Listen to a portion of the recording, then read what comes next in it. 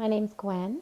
I started coming to group 2 years ago in November, and met a lot of amazing women since I've been here.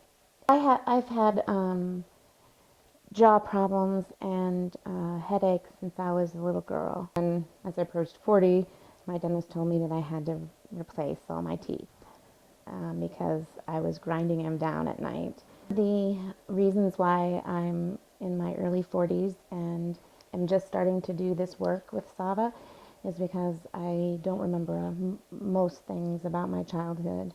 And I guess they call it repressed memories. Sometimes I feel it started as a baby.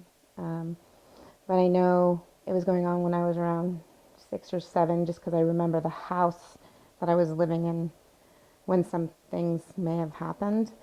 And it probably went on into my early teens. So my whole childhood, basically. When I first started at SAVA, I did group only, and I was seeing an outside therapist. The outside therapist wasn't specialized enough for dealing with incest because of my assaults, plural, happened at night when I was a child in my bed.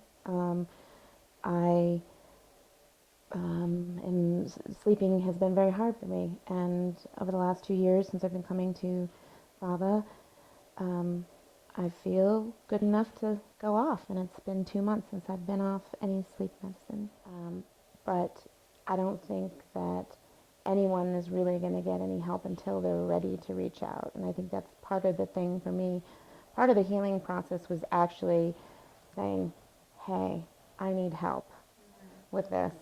It's causing me all these health issues. And obviously, my father was still alive, and I still had him on a pedestal. He was still very important in my life, and until he passed away and 10 years had passed, was I able to start processing the horrible things that he'd done to me as a child.